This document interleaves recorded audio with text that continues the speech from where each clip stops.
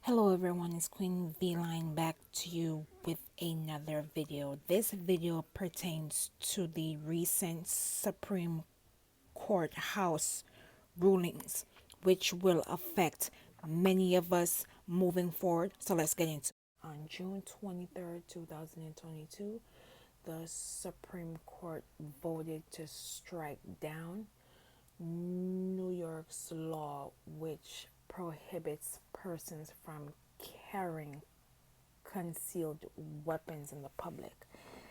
Now, Justice Thomas claims that persons had individual rights for self-defense outside of the home. This is in the wake of the recent massacres of Buffalo, Uvalde, Tulsa, Laguna Woods, Philadelphia, Chattahoochee, Houston. The list goes on and on.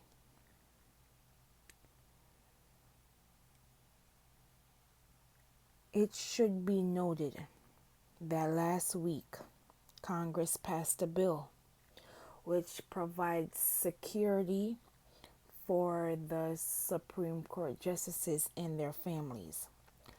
I guess they did not want to extend that same grace to their fellow Americans. It should also be noted that as of June 25th, 2022, America has experienced over 240 plus mass shootings or massacre. In the next few clips, you will watch some of these Supreme Court justices make their stance on quote unquote protecting Roe v. Wade, and I'll be back with my commentary. Privacy. And I have no reason or agenda to prejudge the issue. Roe versus Wade is an important precedent of the Supreme Court. It was decided in 1973. It has been challenged on a number of occasions, and the Supreme Court has reaffirmed the decision. When a decision is challenged and it is reaffirmed, that strengthens its value.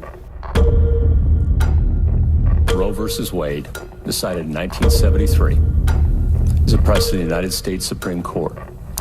It has been reaffirmed, so a good judge will consider it as precedent of the United States Supreme Court, worthy as treatment of precedent like any other. As a judge, it is an important precedent of the Supreme Court. By it, I mean Roe v. Wade and Planned Parenthood versus Casey. Been reaffirmed many times. Casey is precedent on precedent. I do not believe that Brett Kavanaugh will overturn. Precedents are Roe v. overturned Wade. all the time. They aren't overturned all the time. He views precedent not just as a legal doctrine, but as rooted in our Constitution. Neil Gorsuch, for whom you voted, don't you think he's probably going to vote to overturn Roe versus Wade if given the chance? I actually don't. Roe is not a super precedent because calls for its overruling have never ceased, but that doesn't mean that Roe should be overruled.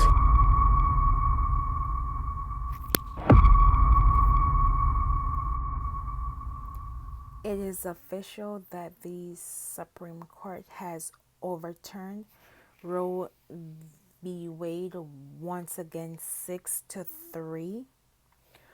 Once the ruling was overturned, several states had in place trigger laws that would either seize or ban abortions completely. Several AGs have now put into place of banning all abortions. Other states have had their governors signed into law of the most strictest abortion laws in the country, having fined some up to $50,000. In the case of Mike Pence, he calls for all states to have an abortion. This is the same man that almost died last year due to domestic terrorists storming the Capitol. But let us not forget that this is also the same man that oversaw the COVID-19 crisis and allowed approximately 500,000 fellow Americans to die of COVID-19.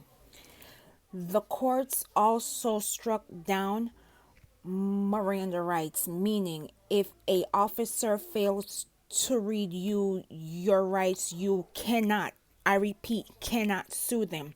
You will watch a brief clip and I'll be back with more commentary. Right. So Miranda was designed, the Miranda warning that we're used to seeing on cop shows and the rest, it's designed to make sure you're aware of your Fifth and Sixth Amendment rights, your right not to incriminate yourself and your right to counsel. What this decision says is that, hey, that shouldn't be infringed. You still have the right. But if the police happen not to remember or if they don't tell you about it, then you can't sue them for failing to make sure that you knew your rights. So on the sort of baseline, what it does is it creates or it removes the protections against law enforcement doing even more dastardly things as they're thinking about interrogating you, as they're detaining you, all of the things where we want law enforcement to be bound by the Constitution. But there's a deeper component to this that I really want people to understand. So why I reached out to talk to you about this. The reason we have the right to sue law enforcement is because of a law that was passed in 1871. That's the height of Reconstruction, back when the United States had people in government who fought to protect black people against the conditions of chattel slavery. I know it's hard to remember, but we did have that time in the United States. 1871, at the height of Reconstruction, we passed something called the Third Enforcement Act, but it was better known as the Ku Klux Klan Act. 42 U.S.C. Section 1983 said specifically, hey, folks who are police officers, they can't intimidate or abuse folks, right, especially when it comes to voting rights. But it's the police who sometimes acted on behalf of the Klan that needed to be called out in this legislation. It is that law that is the way that folks have sued law enforcement for infringing upon folks' rights. It is that law that is essentially gutted. The law that protected black folks from racial terrorism during the heyday of the Ku Klux Klan, when this country cared about that thing, that is the law that this ruling eviscerates. Once again, elections have consequences. Elections matters. Literally, our rights are being stripped right before our eyes. Please do not be fooled, as this is just the beginning of a domino effect. And let us not forget this couple, Clarence Thomas and Virginia Thomas, in which Virginia Thomas allegedly aided in the attempted coup of overturning the 2020 elections by sending emails and text messages to legislators, governors, and even White House official members, which leads us back to, you guessed it, white women. For the past 70 plus years, white women have been voting the same way for the GQP, GIP, guardians of Putin. In 2016, once again, there was a clear choice, and white women said no by 53% in 2016, and they had another opportunity in 2020, and they said, no, I want more of this. So which one is it, white women? The choice is yours.